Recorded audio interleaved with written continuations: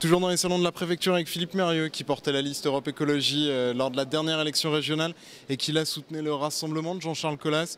Une liste qui fait moins de 10, qui ne pourra pas se maintenir au second tour.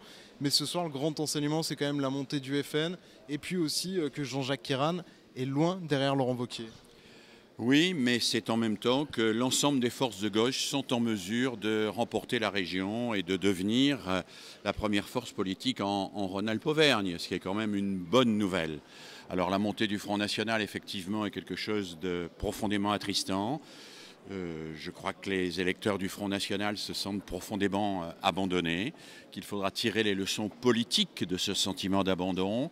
Je crois aussi que bien sûr nous avons vécu une situation particulière avec les attentats, que cette situation particulière a fait jouer les calculs à court terme et que les écologistes, par exemple, qui envisagent toujours les choses à plus long terme, pâtissent systématiquement dans des situations où l'urgence est là et où on préfère pallier à l'urgence plutôt qu'envisager le long terme en matière de politique.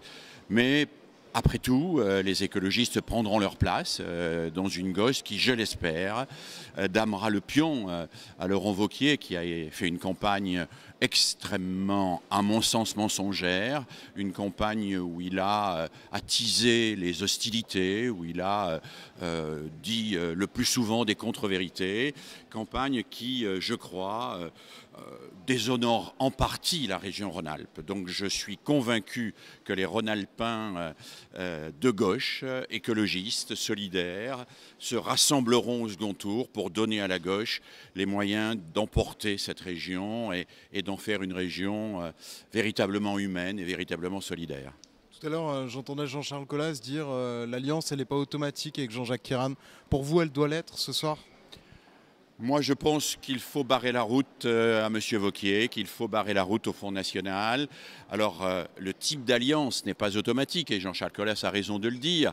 On n'a pas encore discuté pour savoir si on fera une alliance programmatique ou une alliance technique. Mais qu'il faille barrer la route à Laurent Wauquiez est pour moi une évidence. Et je ferai tout pour ce qui me concerne pour que toutes les forces de gauche s'unissent pour barrer la route à Laurent Wauquiez.